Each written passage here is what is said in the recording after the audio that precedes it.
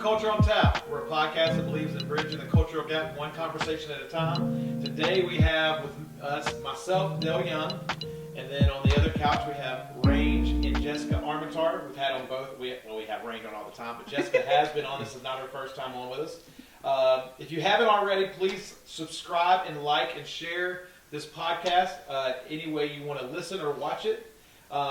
Hit the like button so you can get the notifications when the bell goes off for more content.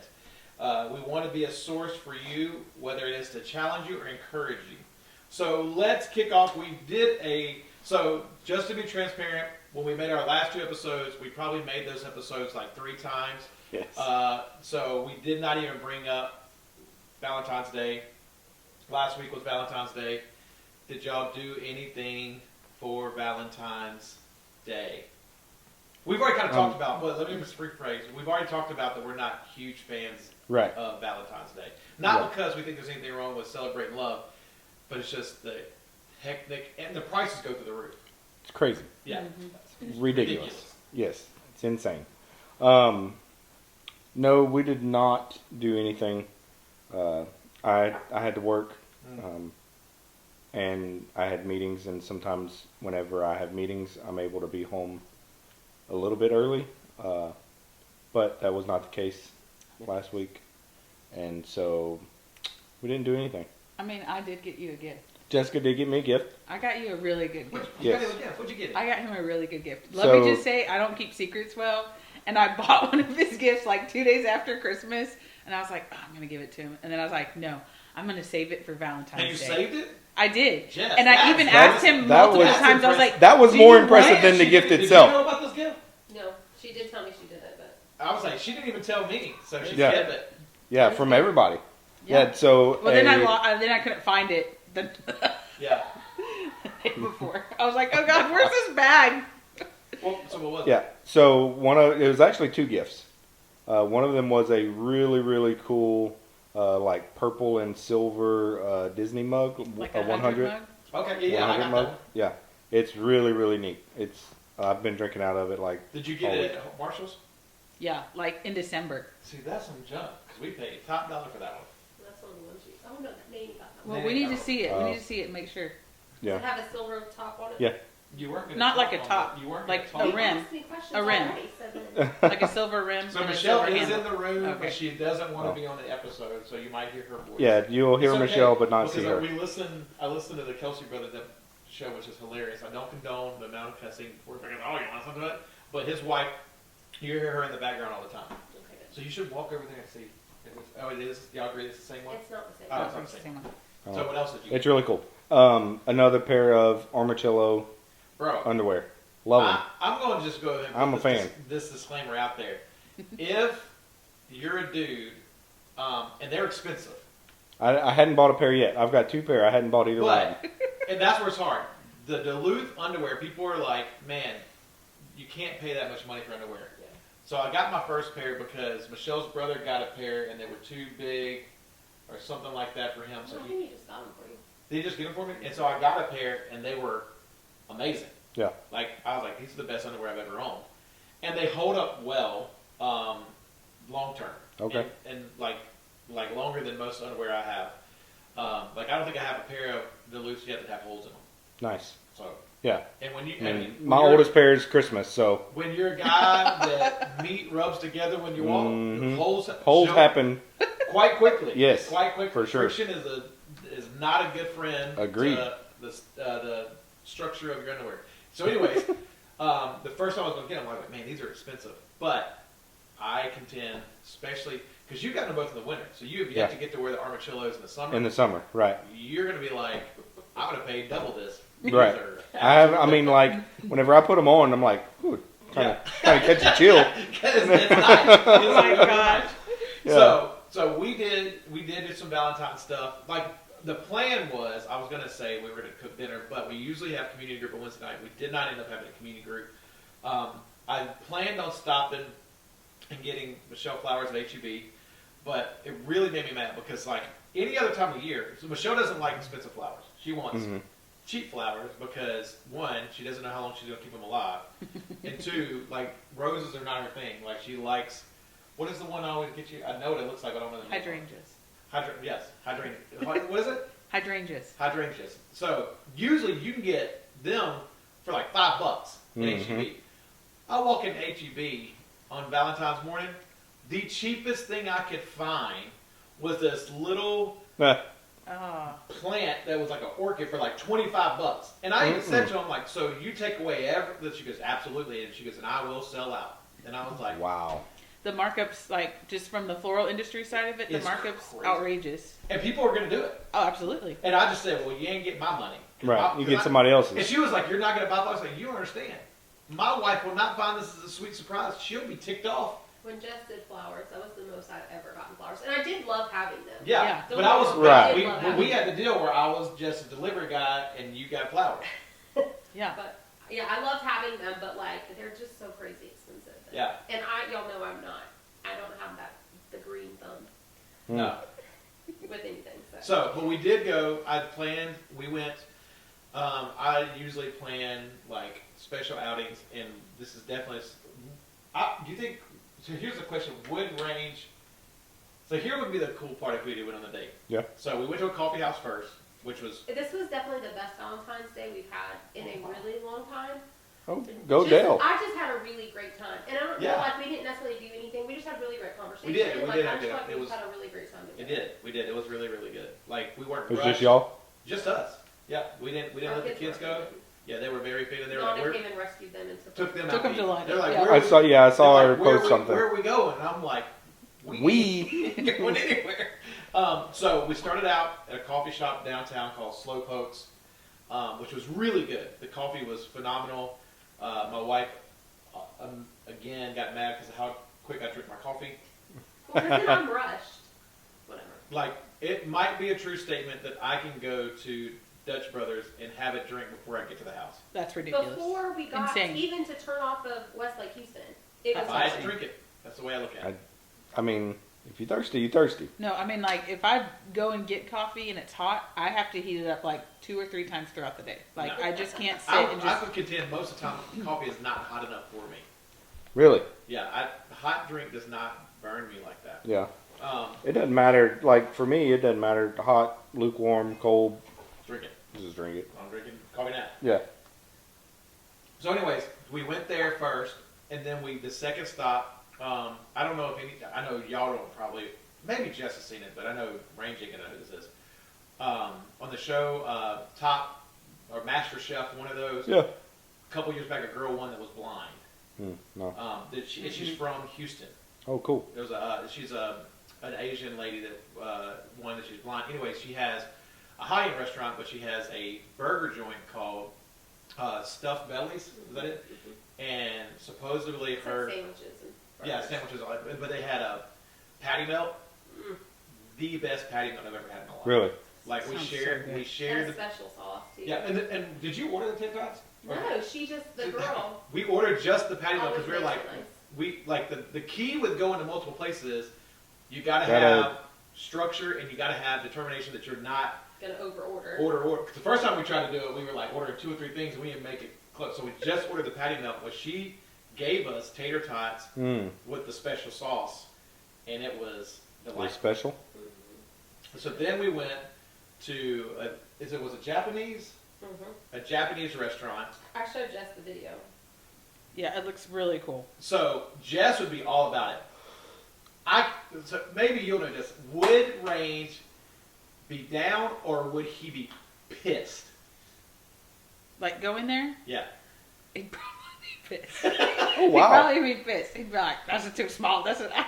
So Like, you I walk feel in. They claustrophobic. built these cubicles in the wall, and you could take a ladder to the second.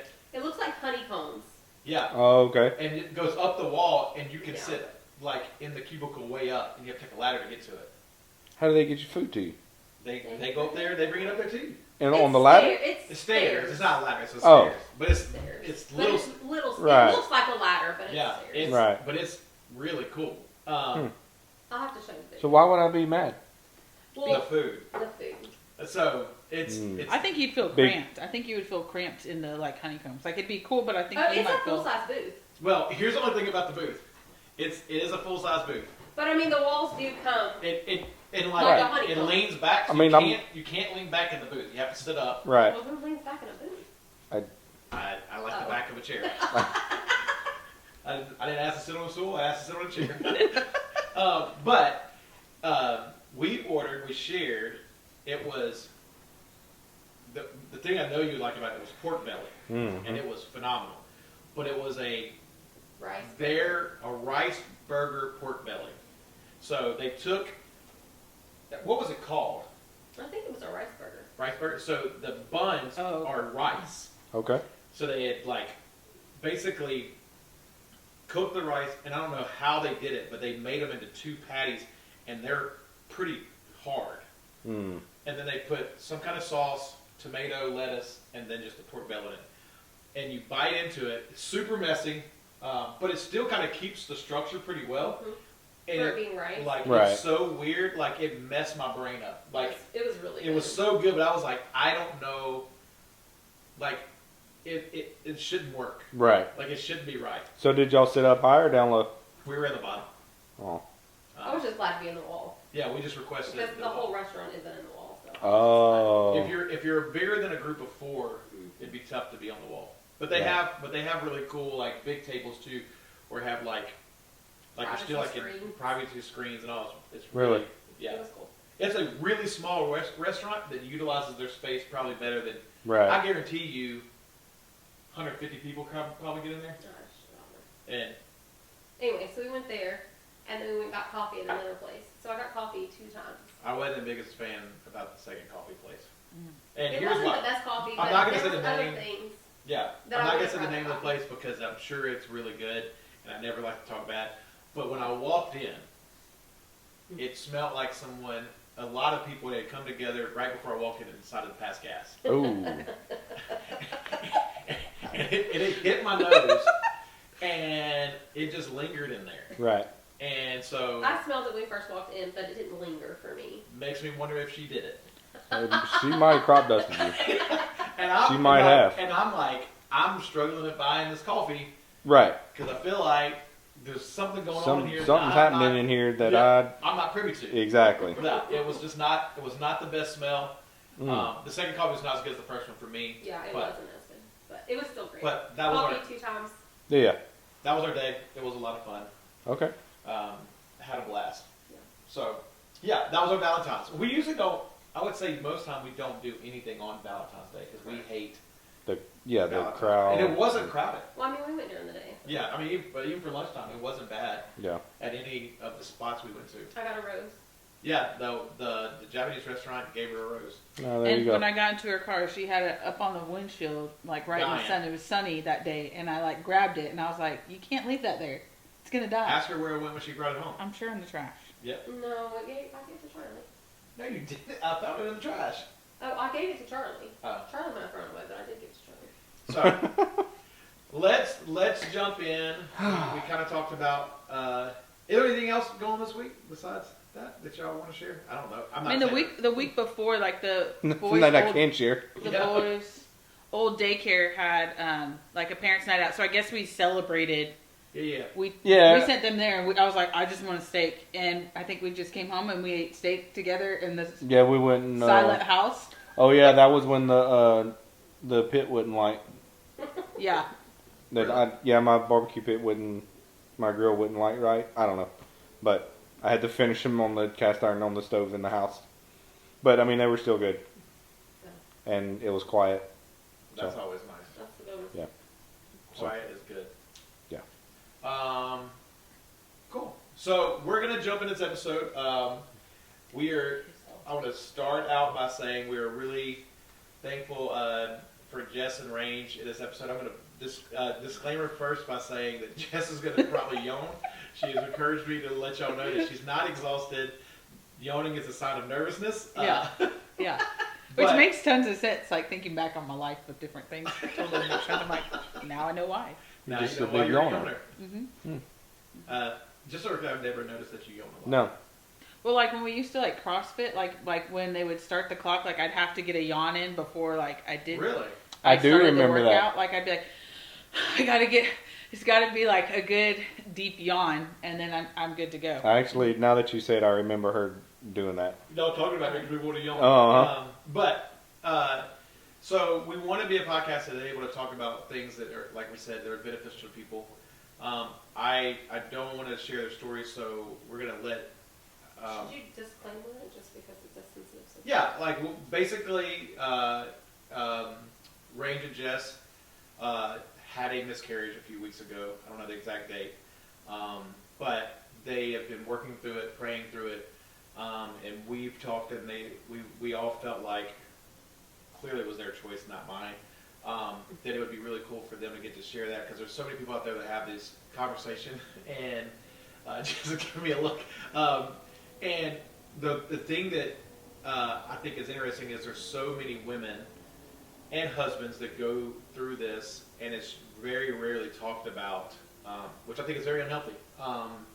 For sure. For whatever reason, it happens that way. So that's kind of the disclaimer. We're hoping for you that have been through this, maybe in the comments you can sympathize, or maybe through this you realize you want to reach out to Range and Jess or whatever, and just talk about what you've never got to talk about, or whatever. Or maybe you need somebody to reach out to you.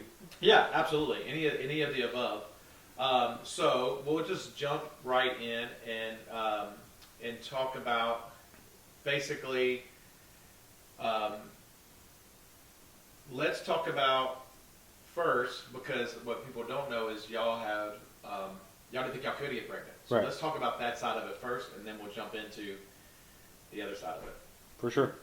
It sounds like so much fun.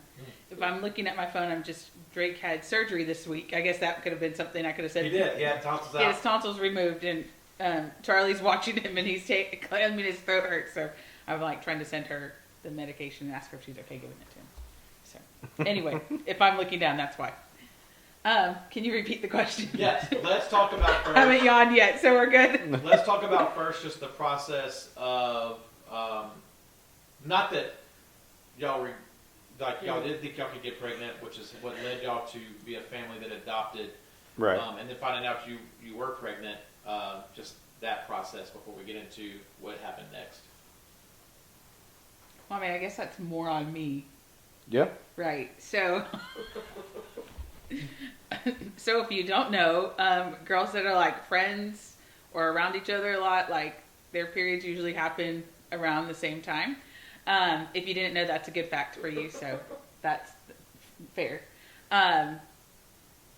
Yeah. So apparently this happened in December, and I had no idea like anything was going on. The boys were home for 2 weeks, and then like school was starting the next day, and I had asked one of my friends, I'm like, yeah, has your period started? Like, what's going on? Like, what's happening? And they said yes, and I was like, huh, that's weird. And I know that's like really personal, but like, I'm a very regular person. Like, my body's just regular. Every so many days, like, I know it's going to happen. So that was like sign number one, but I kind of just blew it off. And then when the boys went to school, I think it was like a Wednesday, they went back to school. I took everybody to school, and I was home by myself, and it was like my first day back to work. And I was just like in my office crying, and I'm like, what the heck is going on? And I went to eat lunch with them, and we were texting everybody, and because it was a joke, the boys. Okay. So I was going to the You're school. just go down. I'm trying to follow. His face, he was like, what just happened?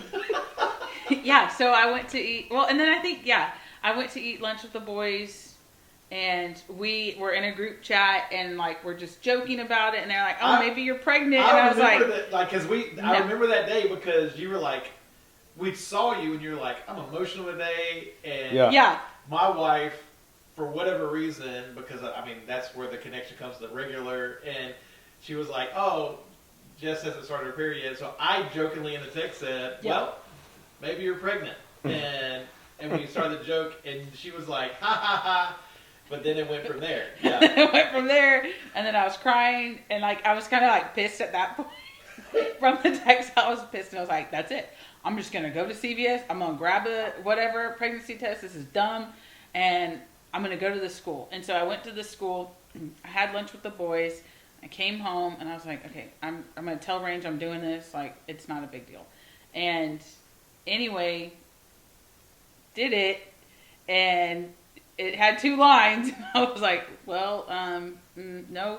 I was like, I'm not convinced, because the one, like, control line was not, like, super solid. It was, like, kind of vague. But the pregnancy line was very solid. The other one was not. And I was like, well, that probably happens.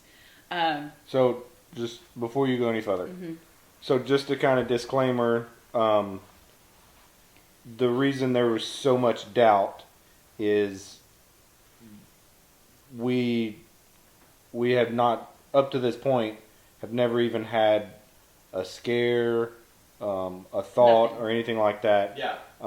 Doctors told us that we weren't going to be able to have kids. For like 15 years. Yeah. Yeah. Like, of not trying, but just being with Right. each other, like, 15 years. Of not preventing. Yeah. Right. Right. And then today, like, Yeah. Right. So there's the reason for all of the doubt in the test and the doubt in the emotions and things like that is we've gone so long without ever even a thought of it. right. So Yeah. sorry, go ahead. No, I've lost my train of thought. Yeah. Okay. Yeah. So So basically, you got a pregnancy test. yeah. It was positive. I didn't believe it was positive. I pulled up to the I house. FaceTimed Range and like Y'all showed keep him. it from me. He was in a meeting because it was on Wednesday, and he was in a meeting, and like he didn't answer the phone. I'm like, you need to FaceTime me right now. And like I showed him, and I was like, but I'm not convinced. Like, I don't believe this is true. And then like I called my mom, and I like lost it. Like, I was freaking out, panicking, worried about what people were gonna say, which is really dumb. But my birthday was coming up, and I like was about to turn 36, and I just feel like I'm too old to have kids. Like, that time has come and gone. And like I just remember telling my mom, I'm like, people are gonna be like just saying ugly things and be like, well, you know what causes this, and like that was probably one of the biggest things. I'd be like, I know what causes it. Like, I'm hysterical. And I'm like, I know what causes this, but this is not what I wanted. My question is, why is that an ugly thing? I don't can't know. believe you would say that to me. Because I've had people say that to me in the grocery store when I have all 3 boys. Like, just be Yeah. like, oh, they're so close. You know what causes that. And I'm like, you're lucky you're old, because I'm going to punch you in the face. And like, I'm just pissed when people say stuff like that. I don't know why old people, but it's older people. They feel like older, and this is a I'm whole not, different that's topic. not negative. Yeah. Yeah. Anyway. They feel like they can say whatever they want, whenever they want, to There whoever they seems- want. I would say there seems to be a card that gets passed out. I'm waiting. I'm the oldest in the group, so I'm waiting for my card in the mail. You're not the oldest. No, I mean, no, Eric's going. Eric. I mean, I think Eric got his card already. he just didn't tell nobody when it came in. I'm trying to decide when my card comes in. And Yeah. I'm just released to just say whatever and go. I'm old, and it's okay. It doesn't matter. Yeah. But I've had multiple people say that to me when I have all 3 boys out, and like it just makes me super mad. So anyway, yeah, I was trying to like conceal it. I don't know if I told you that day. I was like hysterical with my mom. And if you follow me on Facebook, my mom's amazing, and literally showed up the next day to my house with flowers and came to hug me. And because it was horrible. I didn't take it well, because obviously this was something we wanted, but then like we were told that it wasn't going to happen.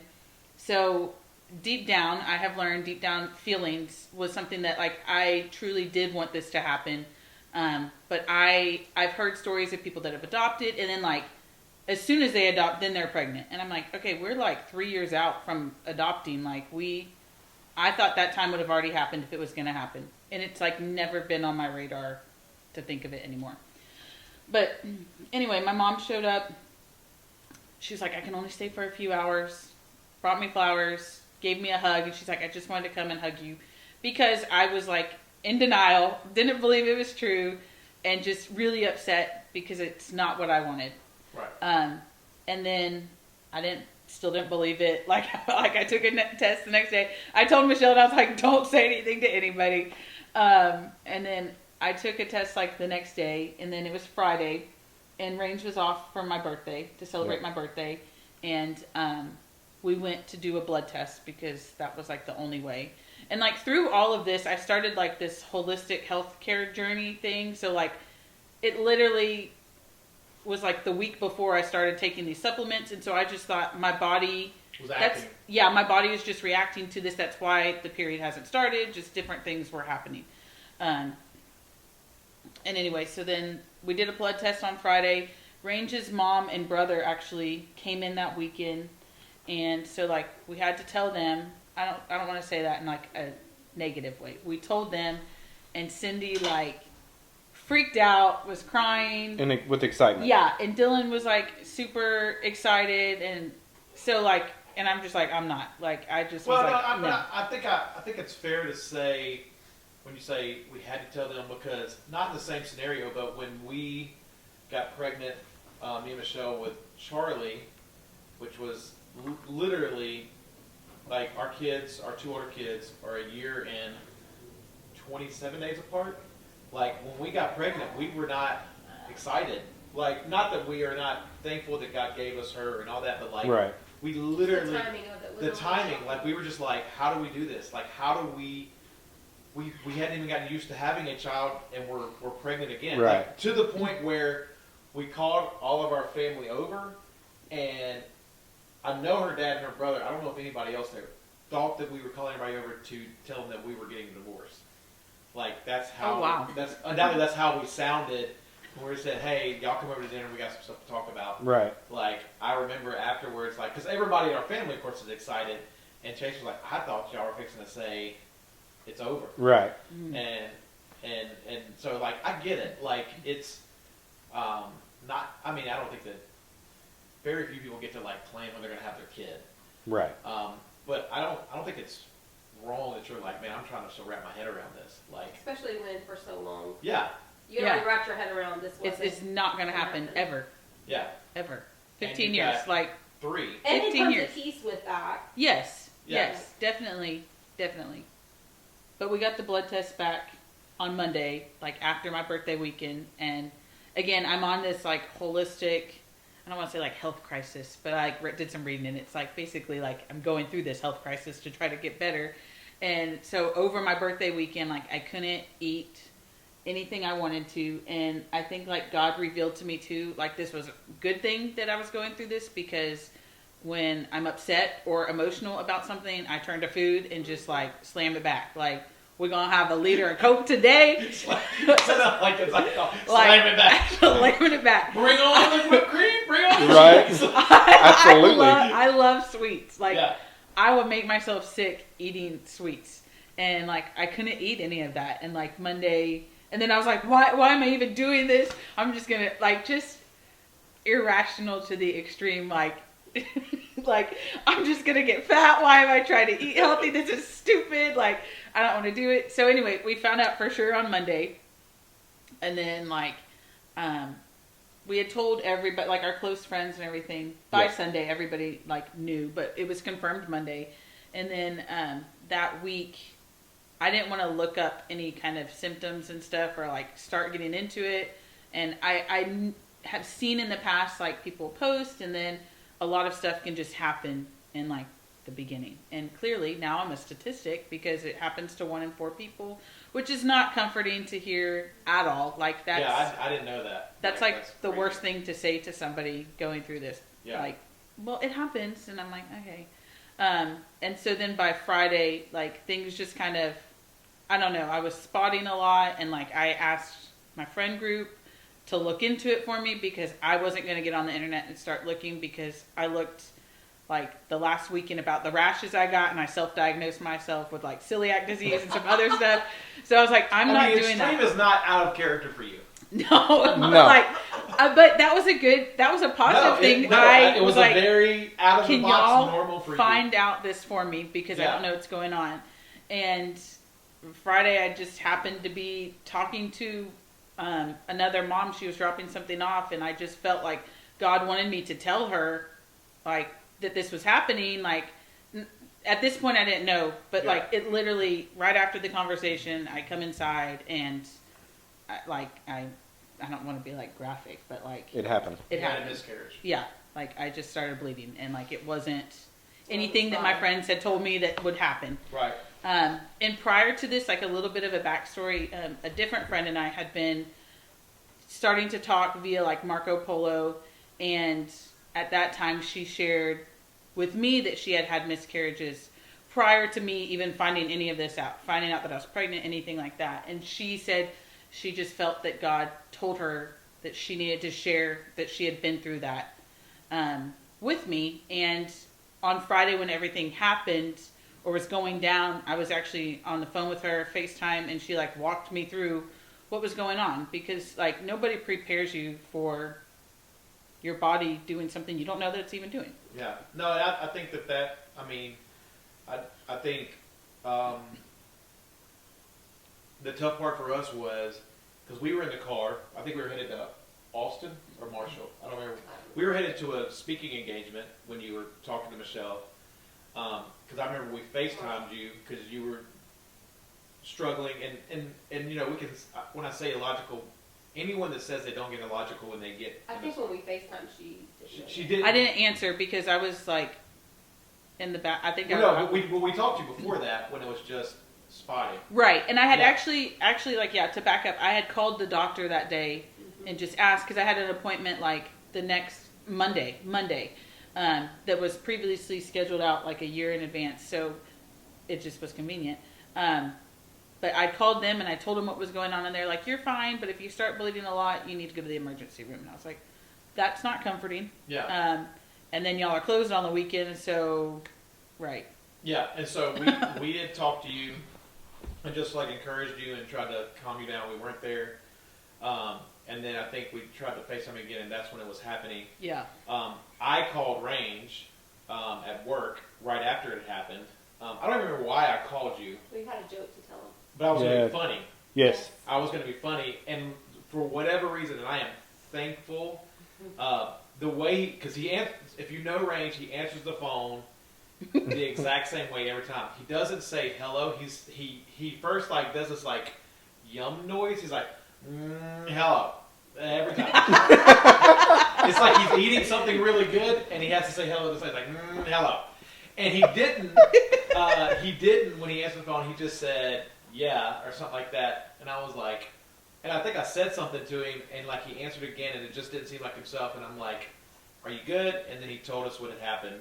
And I was like, well, I'm really glad I didn't, because I usually would, when he answered the phone, would just jump right into picking at him or whatever the thing was. It was a joke at him, and I'm like, oh, I'm so glad that we didn't go down that road. Which is, I mean, not that it wasn't even tough for y'all, but I hated it because you were at work, we're not there, and Jess is dealing with it all by herself. Right. And I think all the boys were home. Yeah. Like everybody was home, and it was just like, yeah. I don't know what's happening. Like again, another thing God revealed again is that I am not in control. Lots of learning things. Stop shaking your head, Del. Like I don't want to hear it, I want to see it. But yeah, like I didn't know what was happening to me. Like, you know, you pretty much know at 36, like what's going on with your body, like different things. And like, I'm like, okay, is this normal? And I'm really thankful for the friend that like FaceTimed me that was like, she's like, let me see what's in the toilet. Show me what's going on. And just like helped me walk through it. And like during that day, I just remember I asked you to come home. I was like, I just don't feel good. Can you just come home? Yeah. And so from my perspective, I was at work, that afternoon I had some Zoom meetings or whatever, and so when everything was going down, I was in the middle of a Zoom meeting. But earlier that day, you'd asked me, "Hey, can you come home?" You know, and unfortunately I had to tell you, no, I cannot right now. I have meetings that I have to be on, and this, that, and the other, and because at that point it was still the spotting, you know, and would you say it was fair that like emotion at that point you were all over the map? Oh, 1,000%. Yeah. So I would say at this point, like I'm still not. No, I'm just saying like 100%. for him to be like, I need to finish this meeting. Like, right. You had not had a good day since you knew. Right. Like, yeah. Like it's just been rough every day. He needed to be home. Yeah. Right. like super needy. Yeah. Super, Yeah. So super I needy. don't, Which is not my characteristic at all. and I don't want to paint a picture like, I didn't want Range to paint a picture like my wife asked me to come home and I'm like, no, I can't. Like, Right. Right. it's not like, it's not the norm, but you had been in this place since it happened. Right. Right. And Yeah. so, And then, so I on my meeting and almost as I guess literally while I'm on the meeting, it happens, and so then I talk to you right after, and you tell me what's going on or send me pictures or whatever. Yeah, I sent you pictures. You sent me pictures while I was in the meeting, and as soon as the meeting was done, because I had told a few guys at work, my two managers under me and my main sales guy, just to let them know, hey, if I'm having to leave or whatever, you know, it's still very early, but Jessica's pregnant, you know. And they were, you know, super supportive, you know, excited because all of them know what we've gone through and, you know, and all that. And so I get off my meeting, and it was a long meeting, so I had to go use the restroom. As I'm walking back there, I call my manager, my regional director or whatever, and tell him, it's like, hey, my wife, I'm pretty sure, is in the middle of having a miscarriage. I'm going to be leaving the store to go home. He's like, absolutely, go. yeah. And everybody in the store, as I'm walking through the store, could tell something wasn't. Right. They told me this after the fact. They could tell that something wasn't right. Even people that didn't know what was, Yeah. that didn't even know that she was pregnant, could tell something wasn't right. And so I went and used the restroom, come back, and my main sales guy, and I say main sales guys because the other guys really knew, but he was right there at the counter. It's like, hey, come with me to my office. And I'm just packing my stuff in my bag, and I tell him, I was like, hey, he's like, what's going on? I told him, I said, pretty sure Jessica's having a miscarriage. He's like, okay, leave. I'm like, that's what I'm doing. Yeah. But I mean, he was super supportive and just you know, just encouraged. He ended up texting me, you know, later on and just saying, hey, you know, thinking about you guys, Yeah. you know, hate all this, and even after the fact, he was really, really supportive with everything.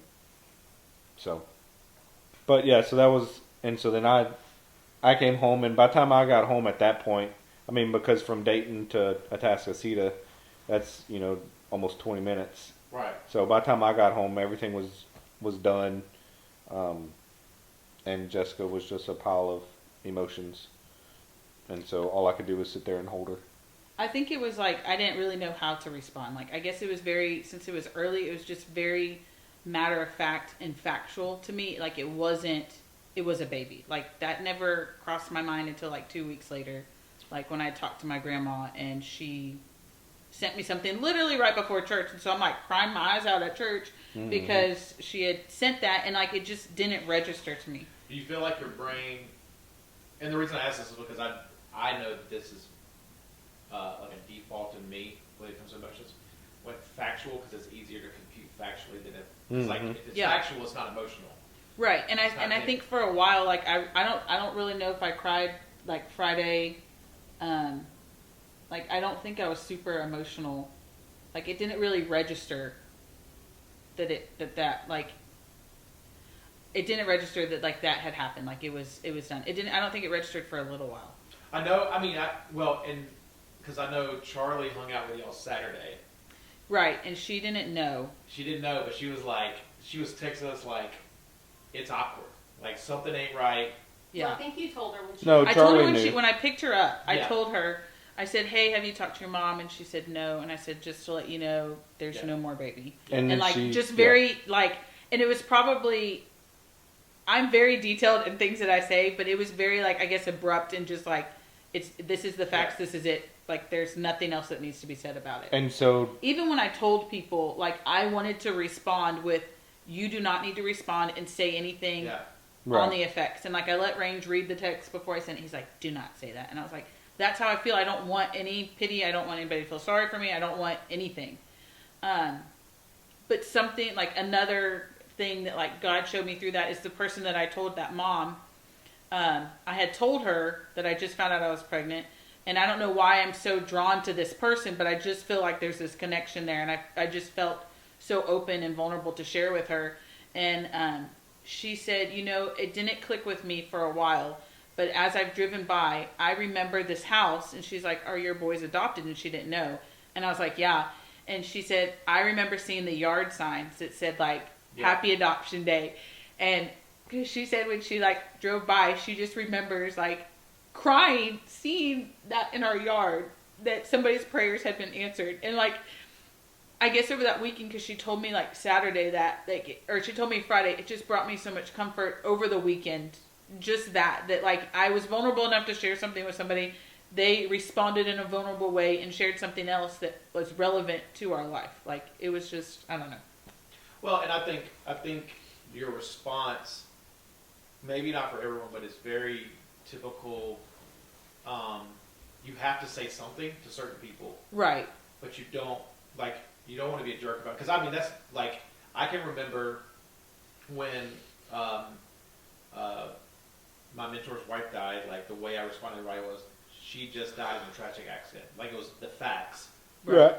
But that's, and like, literally, of course, everybody starts texting and people are asking, like, how are you doing? And I think for like 2 weeks, I didn't respond to anybody. Like, Michelle was doing all my responding because it was like, I don't want to respond. Like, Right. it's not that you don't want to respond. It's like, I don't know that I can get myself back together if I respond. Right.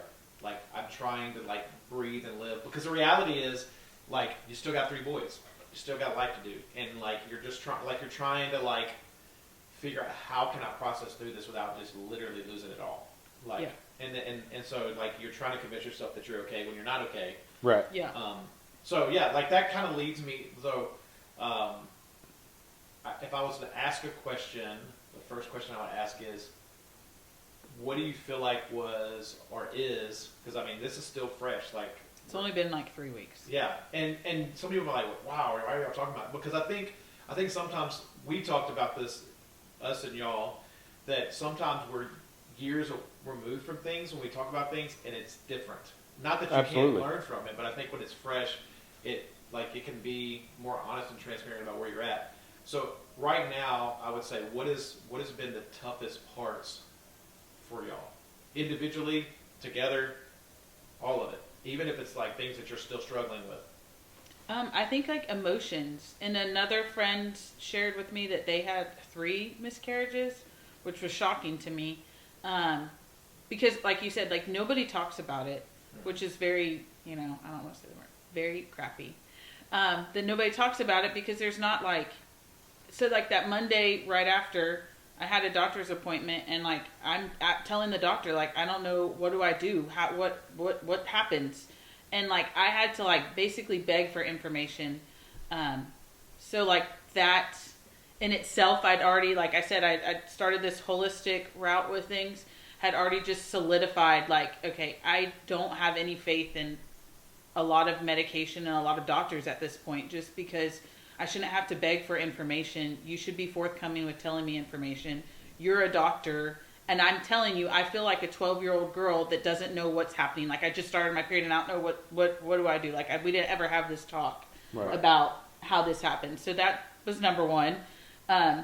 Number two, that the friend that I said that told me that they had multiple miscarriages said, your emotions are just going to be crazy for a long time. Like, just wait till when the baby was supposed to be here.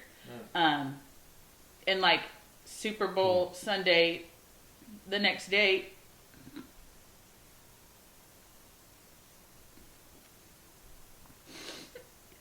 Drake had his surgery, but, like, that day would have been, like, the first ultrasound. And on Sunday, like, after church, I told Ranger, I'm just so emotional, and I don't know why. And I couldn't figure out why. I was, like, so upset, and, like, just heartbroken. And like still that's getting to me. Like that was the only like next date that was tangible. So for me, it's like definitely the emotions are just rampant.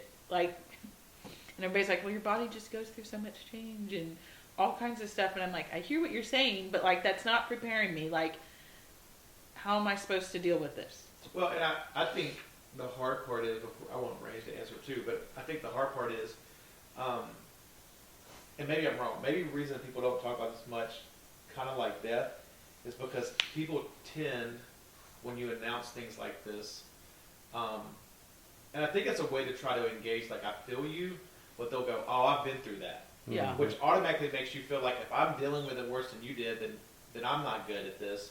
Like, and to me, it doesn't, I'm not going to say it doesn't matter. Like, yes, you have that in common and y'all can kind of be there for each other, but no two people are the same. Right. Like, some people just deal with things better than others in different areas of life. And so I think a lot of people don't talk about it.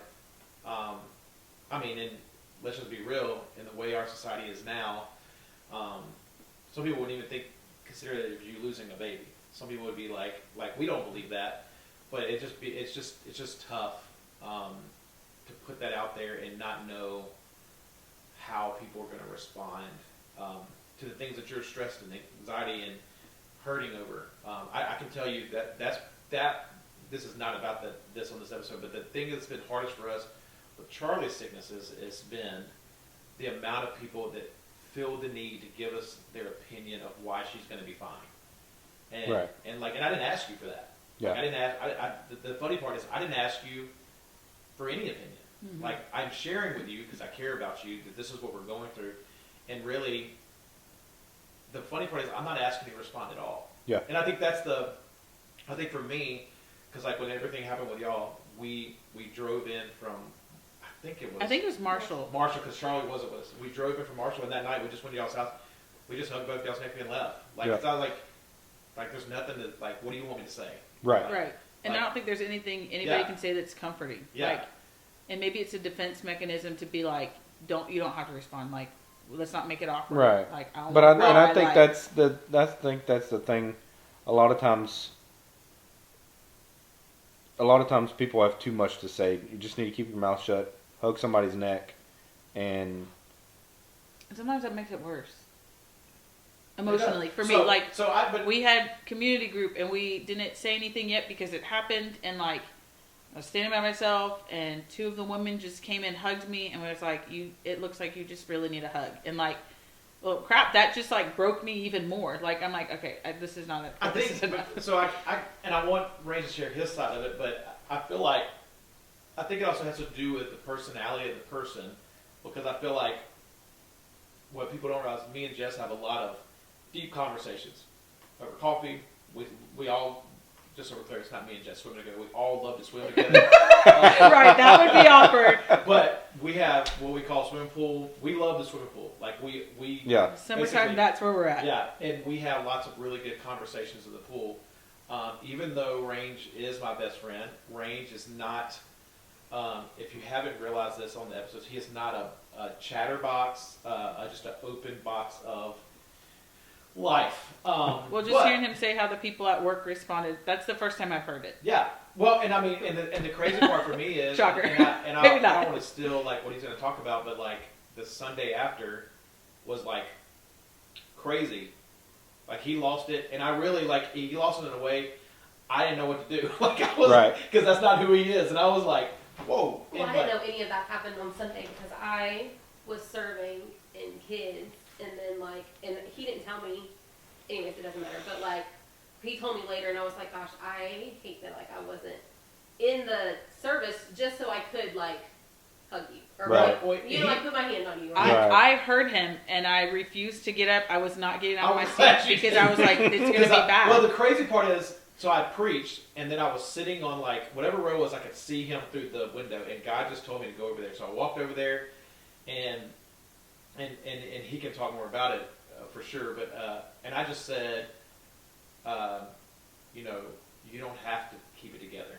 That's pretty much all I said. Yeah.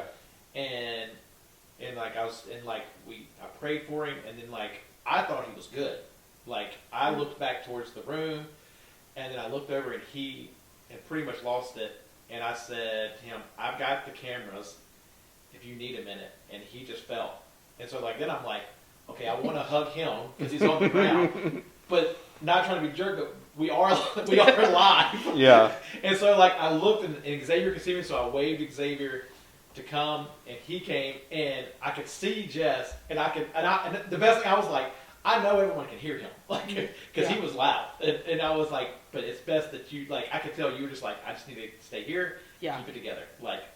Well, and Lauren was singing, and she kept making eye contact with me like I didn't know. Yeah. And I'm like, no. Like I'm not gonna look up anymore. I'm just gonna stay looking down. And I went to the bathroom. Like. Yeah. So, Phil, like, tell us what's been. Yeah. Honestly, and so kind of like what you said, I'm not. I don't know, shocker. I'm not normally open book. I'm more of a suppressor. I'm But glad so you recognize that. no, and it's He's true. working on it. Yeah. And so I think one of the hardest parts going through this has been trying to deal with all of it correctly, where I'm not suppressing it, where I'm not, just holding it in. And But I think that's fair because society tells us as men, right, we just need to be there for our wives because they've been through this, and like not that we have a right to be upset, right, and have our own emotions. Like, no, it's not our body, but we are believers in Christ, so we believe that two became one, so it is our body, right, like, and so and I don't want to be like, I would tell you as a jerk move if you're like, just I don't care how you feel, like this is my time, like no, right. That's not fair, right, But I think society tells us as men like there's no reason for us to be upset, right. like we're just supposed to take care of our wives in this Right. way. And I want to, I definitely want to take care of Jessica and help her through this. But I guess that kind of all falls into the same deal, but also realizing that I need to go through it as well. Because I could see you easily using that excuse to not go through it. To not go through it, for sure. And I mean, honestly, no telling when it would come out, and I do, I have some really great friends and a great wife to say thank you to, for helping me realize that I need to deal with things, and two, just being there, especially, on that Sunday, to get through it. But also another kind of log on the fire, or whatever you want to call it, that the Thursday night before it all happened, and Jessica might have told y'all, I hadn't said anything, we recorded like multiple videos with the boys.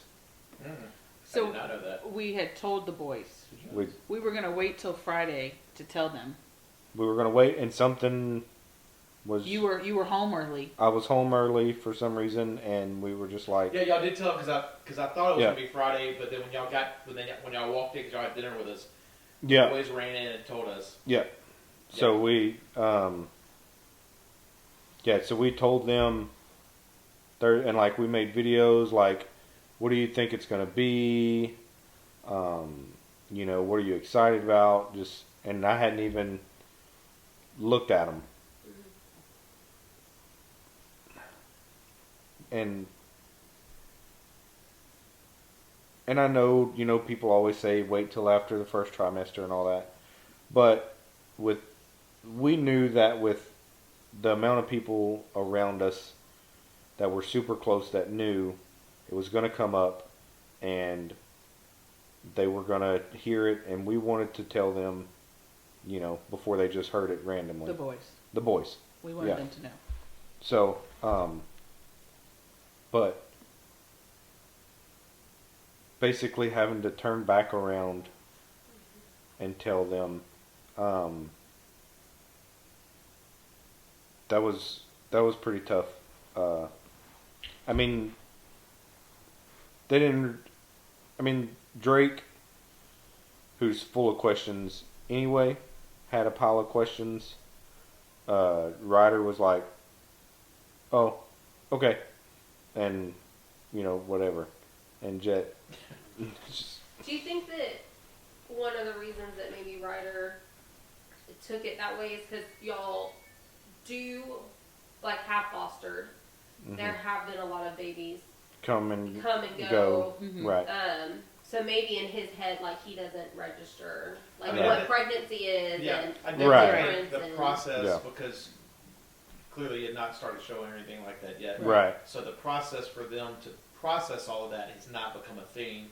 And they're young. Right. Little kids bounce back differently. For sure. But I will say, and I can't imagine having that conversation, but I will say, because I am not a fan, I'm not anybody that does this, I'm not saying you're wrong. For us, we were always really quick to be open and transparent with our kids about things in life. That was just a choice that we made. And I think in the long run, your kids will appreciate that. Yeah. That I don't ever want my kids. I think it goes back to that, even just this whole conversation about it's not something that's ever talked about. Right. Well, whenever, you don't tell anybody, and I'm not saying that it's wrong, I'm not casting judgment on anybody, especially people that have walked through lots of miscarriages, the waiting to tell people and all that. Absolutely. This is not from a place of judgment at all.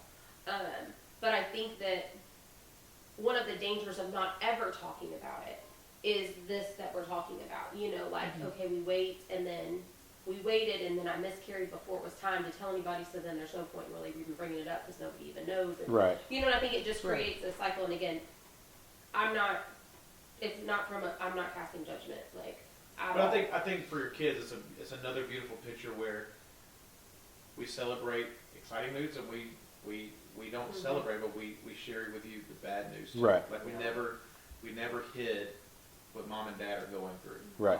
I think that's, for me, that's one thing I think that's been, people ask me quite often, how are you and your two older kids so close? And I think it's because they've always known.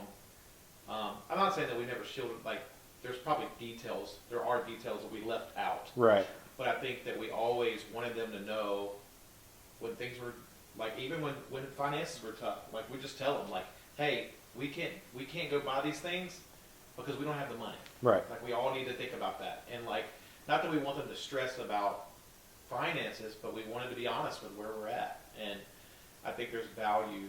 Like I said, I think that they register it or anything like that. They have clearly moved on and Right. thought about it again. However, as they get older, it's another thing that they can look back on possibly. Even if they don't remember it, if it comes up again later on, they can go, oh, I remember when my parents sat down with me and told us the truth. Yeah. I think that's super valuable. Yeah. For sure. So, Definitely is not easy though. no. No, not easy. But yeah, so that would be mine. Just one, telling them both ways, and then making sure that I am walking through all of this in a healthy. So way. answer that for both of you. Answer that question. 3 weeks removed. What season? Just transparently, what season y'all in? Spiritually, physically, mentally. Not, I guess, physically as much, but mentally, spiritually. Where are you at right now for people that maybe will one day, unfortunately, have to go through this or have gone through this? Where are y'all two at? So for me, I am.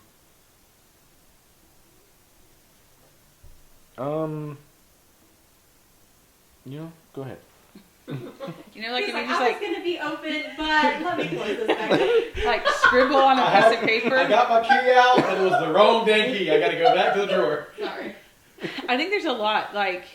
Say the question again, and it might be hard to say. Where we're at. Okay, Just never where mind. you're at right now. Okay, so emotionally, all over the place every day. If you were to take a pen and just scribble, that's literally how my mind feels. I don't really know if I'm up, if I'm down, where I'm at. Just processing, just normal life in general. Which a friend told me, just try to focus on the boys and just what's right here. Just try to do that. And like I've journaled like 3 things that have stuck with me lately. Again, going back to the holistic thing, like the thing that I started with that was you just have to take one day at a time. Like it's 63 days. I can't look at the big picture because I'll just lose it. And so that mantra, I guess, or yeah, like a mantra kind of thing, has like really stuck with me with everything. And if you know, I am a planner, and I completely dropped the ball, like planning a birthday party for Drake, and I've beaten myself up over it. But I'm just trying to. He didn't care, but he's still asking like, when are my friends coming and bringing me gifts? And I'm like, oh, we'll figure that out. But just trying to take like one day at a time and wake up like, okay, today's a new day. Just start it. Another thing is like the other thing I like to say, like, you don't know what you don't know. I didn't know how badly I wanted this until it was taken away. And like I say, it was taken away, or however God interceded on my behalf for this reason. He did something for a reason that I don't know about. And so I didn't know that how desperately I wanted this. And then spiritually for me, like, it's definitely just drawn me closer and like having to lean in, because he showed me I'm not in control. He's, showed me that I eat my feelings and different things like that. And like the one Bible verse that's like stuck out to me has been Matthew 6:25-34 about like, don't worry. And I read a book in December about like anxiety and worry, and that was in there. And I remember screenshotting it and sending it to Range. Mm-hmm. And I was just at such a peace, like from December going into January. Like I just had this peace in my life. And then like that verse came back around, like when everything happened, like it just stuck back out. And then the one Sunday, Dale preached on it, and like literally right after this. Yeah, like I wasn't pissed, but I was like, okay, God, like I get it. Like you and I are on the same page right now. Like what are you continuing to show me? And I've just found so much beauty in that verse, because he talks about the lilies, and that's literally my favorite flower. And I've never put 2 and 2 together, and just different similarities through that scripture. And I've been reading it like every day. Another like I guess emotional thing is like figuring out, okay, so this happened, like, do we want it to happen again? Are we gonna like try, like, and then my mind's already going like, yes, we want it to try, and it's just like trailing off. And then another part of me is like, no, do you want to go through this again? Like, so, and then our phones freaking hear us, so like every reel I watch is about pregnancy, and I'm like, well, this is depressing, like for a week after. And like that was really emotionally exhausting. But yeah, there's just so much pull this way and that way, and still trying like to talk to Range, like, okay, so what do you think? Like, I don't want to keep bringing it up, but it's back in my mind again. Like, right. What are we doing? What is the plan? What's happening? Like, but I feel like again, we've that's both a control thing. Right. I feel like through this ordeal, we haven't held anything back. I will say it's like definitely brought us closer together. Yeah. Even closer than we've been, but like definitely because we've had to rely on each other, because nobody else, I mean, there's other people, yes, that have fed into or have experienced it, but like they're not right here nobody with else us is while going, we're doing it. Right. Like we can't, even though we empathize with y'all, like we don't. You can't make it better. Like we don't lay in bed and think about it enough. Right. Right. It's exactly. Like the reality is, and this isn't anybody's tragedy and they're like, or trauma. Everyone will move on way before you can. Right. Yeah. And that's just reality. For sure.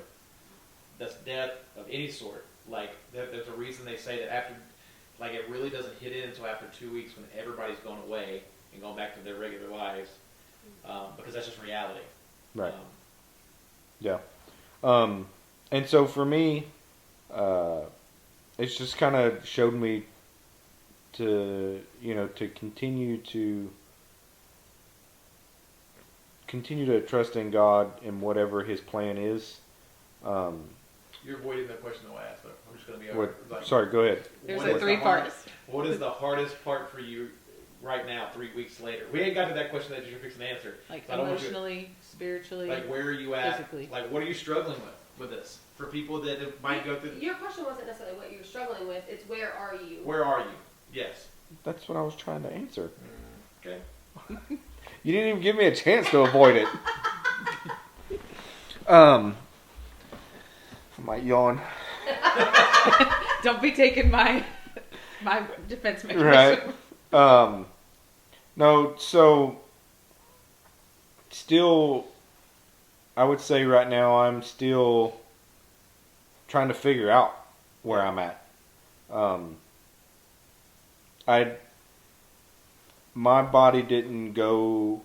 My physical body didn't go through everything that Jessica did. And so there are aspects that she has dealt with that I don't know, about, or that I don't have the feelings, I don't have the internal organs to know, what she's feeling physically. But so for me, still just trying to figure out where my place is in the situation, and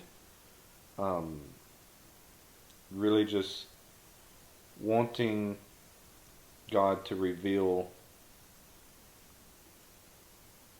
not necessarily the reason for it, but there is a reason, and if it's for a greater good, what is that greater good? What is the plan? What is the next step? What if you don't know? I was about to say, it kind of sounds a little like control, like you want him to give No, the answer. for sure. I'm just saying, like... No, 100%. So that to answer, the reason I say that is because I promised, I asked one of my children, had a conversation where they didn't want their name brought up in this, which I only have two that can talk, so you get to narrow it down real quick, but like that they asked the question, do you think that God could have done this because he knows that if he didn't do this, that it would have somehow taken Jess's life? I said, maybe. And ooh, yeah. I didn't think about that. Well, actually, I'm sure I did, because I was over here, and that was a detail I forgot to leave out, how that Friday we came over, and I was a lot. I was crying, I was smiling, I was crying. Like, you would throw out everything. If I sneeze wrong, I might die right now. Like, it was a lot. Yeah. The diapers. Yeah. It was a lot. So that was brought up, but then the question was asked, but if God knew that, then why would he ever let this process start? And I said, I don't know. Right. Like, and I guess that kind of leads into my next question. What do you feel like, whether you call it blessings or what are things that, because here's the crazy part. And I don't even know if Range knew this. Hours before it happened, my challenge to Jess was, no matter how this ends, you need to be able to say how God gets glory. I remember you calling me. Yeah. Like, now that you say that, like, I remember you calling me that day. Because you were a little erratic. Just so we're clear, like, it is not my fault. Like, it is emotions. I mean, let's be a normal day for Jess. Like, let's just be... She can dive off the deep end. Like, we'll be having a normal conversation. I was like, woo! I'm off the Grand Canyon. I'm like, where did we go? Where did we go, Jeff? But you had sent Michelle a message and worrying, and we were like, we just need to call her. And I just said, I can't tell you, like, we can't tell you what's going to happen. But, and this is something I'm really trying to learn in my own life, because there's a lot of changes that have happened in the last 6 months of my life, and I'm like, I want to be able to answer every time, okay, God, how do you get glory in this? Yeah. And maybe I don't know that answer yet. I'm not telling you that you should. It's very new. But what are some things that you already feel like God is showing you, revealing to you? Because what we think is fair for us to grow closer to him does not matter to him. Right. All he cares about is us growing closer to him. Yeah. So what are some things that maybe you feel like you've already been learning? One thing y'all said is it's grown y'all closer, which is huge. Because I know there's couples out there that it's done the exact opposite. Right. So... There's that yawn. There's a yawn. There's a nervous yawn.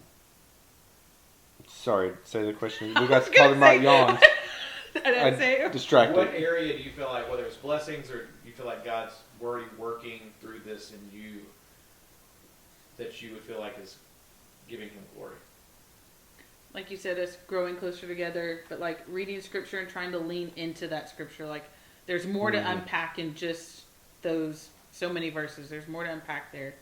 And then I had talked to another person recently, and she said, "You're not going to realize it now, but like that's a miracle that you even got pregnant." Like, and just trying to process through that, because number one, I wasn't expecting that to be said.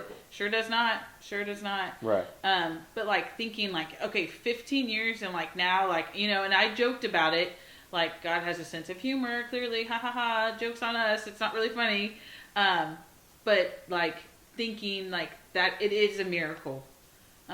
What that looks like moving forward is an emotional mess for me, but like it is a miracle that happened. And how great, you know, after we adopted the boys and like them, like especially Jet specifically being a miracle, like 25-week preemie, and like literally there's nothing wrong with him, and like just all the things that he went through, like we got to see that miracle right before our eyes.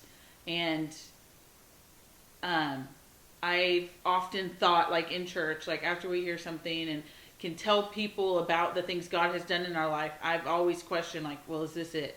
Is the best thing I'm ever going to be able to tell people is about Jet's story? Is that going to be, that's going to be like the only thing I can hang on to, or is there not going to be any more growth after that? And so I don't want to say this is the growth I wanted, but like there is another thing to see a miracle happen, even though it's not the way I wanted it to look like. Hopefully that makes sense. No, and I know it's not about like, oh, here's one thing God did, here's another. Like, it's not about like the trophies he does for you or the things that happen, but like when you disciple people and you tell them about stuff, like, is the only thing going to be, well, Jet's a miracle, you know? But I think you could even contend, is getting pregnant a miracle? Absolutely. The Bible says that every child's a blessing from God, no other reason. But I would even contend how you come through this, where He gives Him glory, is a miracle in itself too, because it changes who you are. Right. And because the reality is, it's not in our nature to want to change. We are creatures of habit. Yeah. And so I think for me, through this whole process, yes, it has grown us closer.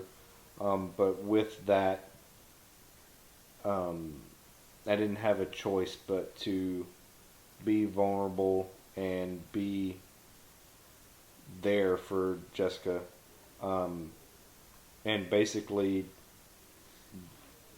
all day, what seemed like all day, every day, just tell her, this is a miracle. God's in control of this entire situation. Before Friday even happened, you know. I didn't want to hear that either. Right. But just constantly, and little did I know that I was talking to myself. Right. Looking back, I'm able to realize that, well, she wasn't the only one that needed to hear what, I wasn't saying it. God was saying it just right. through my voice for both of us to hear. Just God's in control. He knows all things. He knows why we did not get pregnant for 15 years. He knows why now is the time. And then after Friday, He knows why it went this way. He knows why that He took back what He gave. He knows all of these things. And sometimes we're not allowed all of the details. But the main detail that we need to know is He is in control. He knows the reason, and it's never going to be for our demise. It's not going to be for our harm. It's always going to be for the better of us. Absolutely. And we had a lot of people speak that over us the whole time, Yeah. telling us that this is a blessing. It's from God. It's a good thing. Yeah. Even when it was really hard to hear For sure. people say that. Yeah. And one thing, so that Sunday, whenever I broke down, I went into the studio room with X, and he just hugged me, and he started crying also. But he, and I told him, I was just like, I don't understand. I don't know why. Why would God pick this route? I just don't understand. And one thing that stuck out to me, and he might have said, because we all know X is a wordsmith. Yeah. He might have said 1,000 words, but the words that I remember him saying were, "There's no question bigger than God. There's no question that you can ask right now that you're not allowed that. Like you're able and can ask all of those questions." I think that we forget that. I think that's a very valid point. I think the thing we have to be careful of is when our questions lead to resentment. Right. Because the reality is, you might see things in your own life that you go, okay, these are tangible things that have happened because this happened that are glory to God. But it might not even be the real reason why. You might never actually know why. Right. And that's where we have to remind ourselves that we're basically grains in the sand. And, right. And God is controlling all of this. And when you look at Scripture, there's a whole lot of people and they went through a whole lot of stuff. I even think, when Hannah gave up, Hannah gave up Solomon? Is that right? Not Solomon, but Saul? Yeah. Not Saul, no. Samuel. Yes.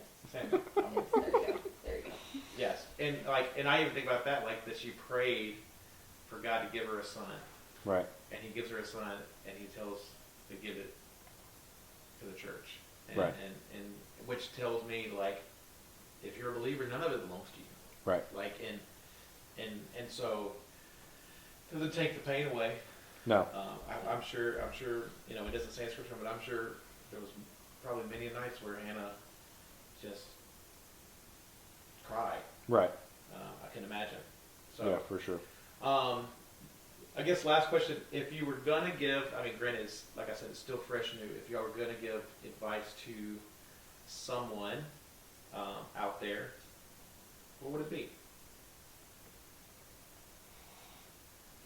So for me, to guys, don't be afraid of your emotions.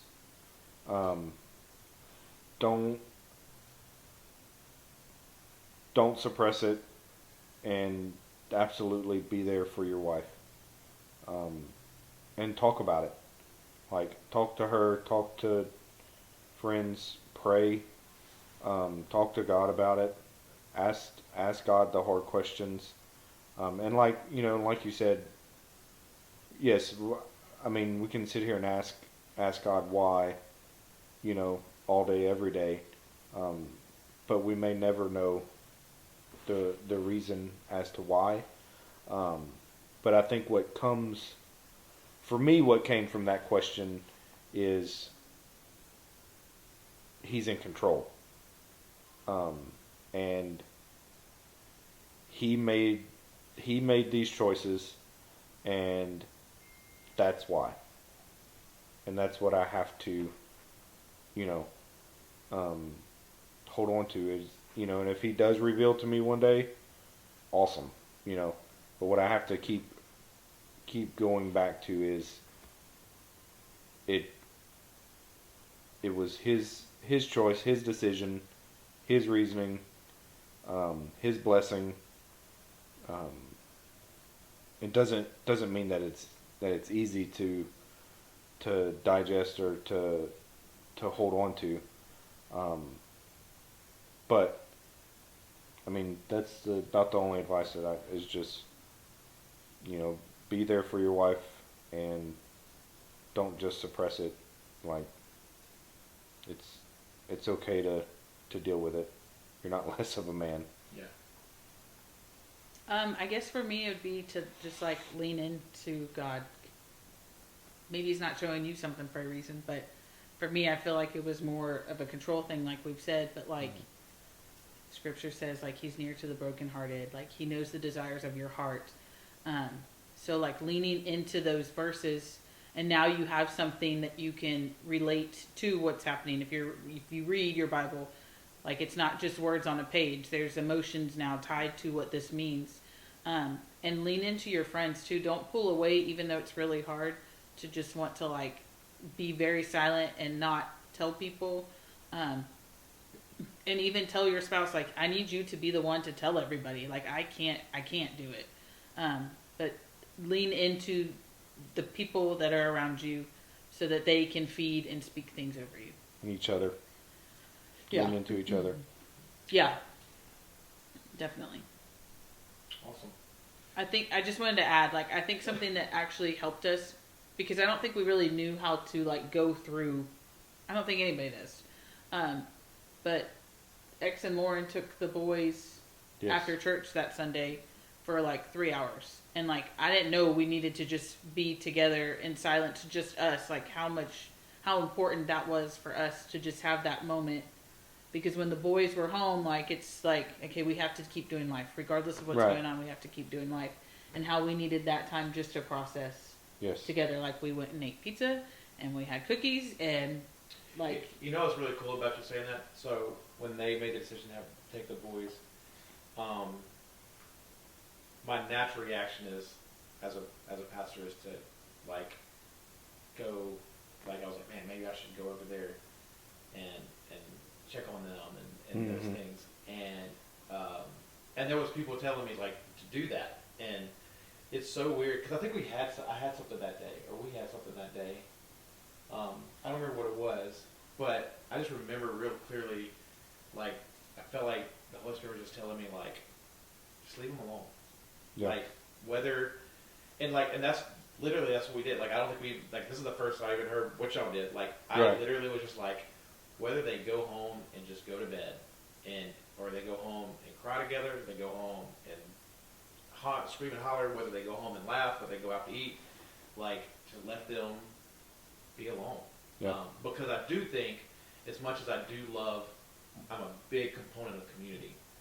Sometimes we allow our community to control how we think and operate. Or to distract. And I think that it was good for y'all just to, because I remember where we went. Because I remember whenever they dropped the boys off, we were coming back from wherever we went, and I saw them leaving the neighborhood.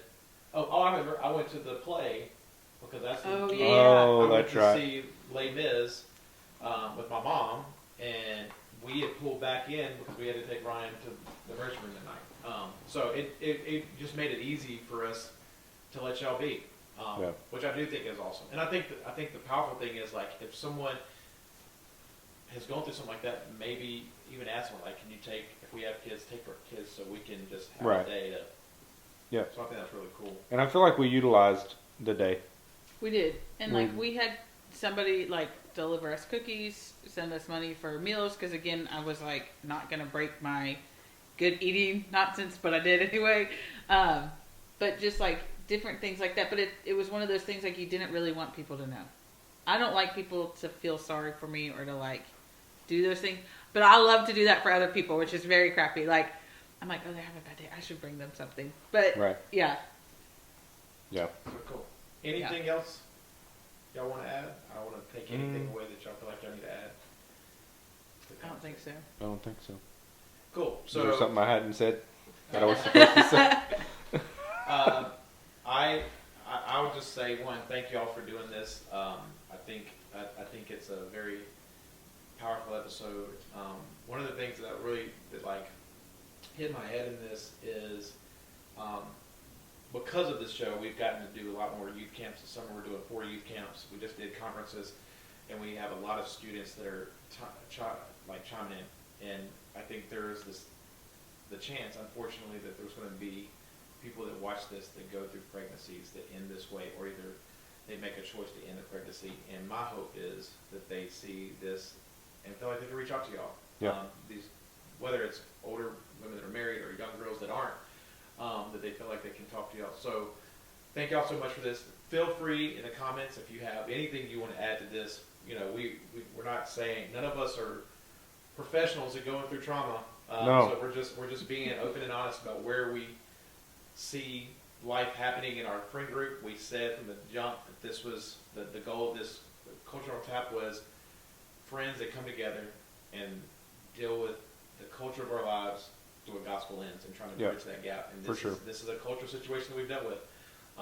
And so if you need help, prayers, feel free to put it in the comments. Or message us. Yeah, just you can message us probably.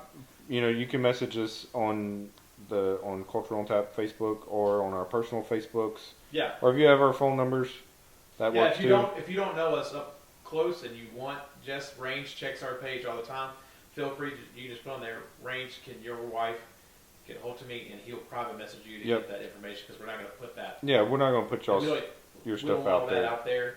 So you can definitely private message, and we will definitely get back in touch with you. But thank you, and you know, we're praying for y'all as y'all continue to walk through this and whatever the next step in y'all's lives are. And thank y'all for listening today, and feel free to share this with anyone that you think needs this. We're just glad you're here. This is Culture on Tap.